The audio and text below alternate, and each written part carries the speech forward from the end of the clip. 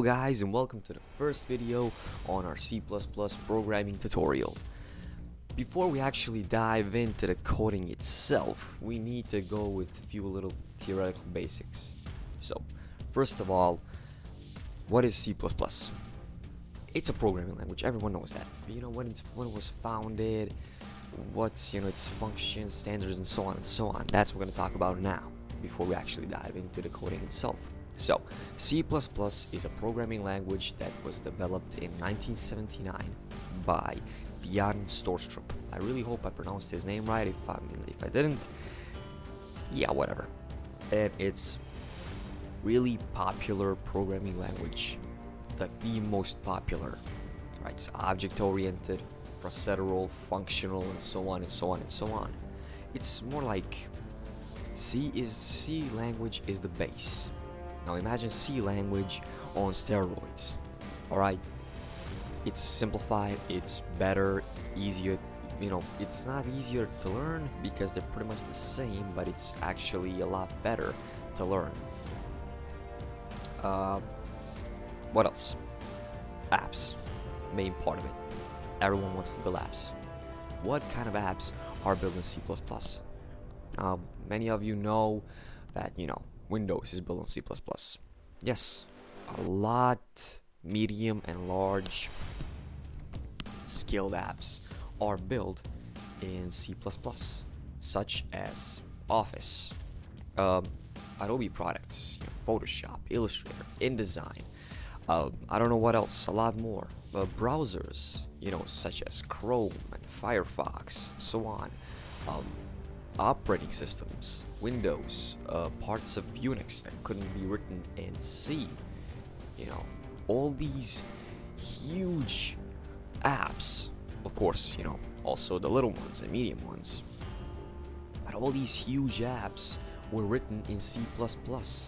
Even after 30 years, a little over 30 years, the programming language, that programming language is still ineffective just as it was back in the day of its creation.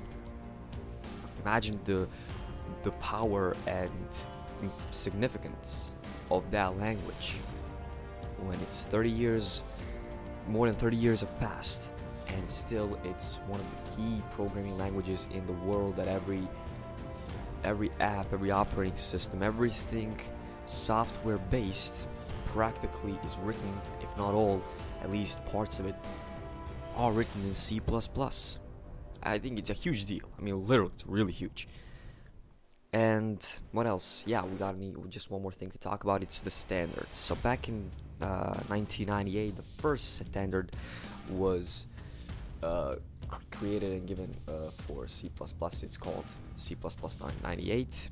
A few years later, back in 03, you got some better modified standard for C++. That's why it's called C++ 03. However, a lot of people still refer it as 98 because it didn't actually brought some major improvements. We've got C++ TR1, which is practically some libraries, extensions, few functions, and so on, but it's not that worth mentioning. And you have one major update, which is C++ 11, which came out a few years back, which has real extensions with a lot of functionalities, and it's going to be considered as first important and the biggest C++ standard and update ever. So, like I said, it's a programming language that is ridiculously popular, easy to learn, and every software out there, it's, if not all, at least parts of it are written in C++. Now imagine that significance. So this is about covering theoretical part.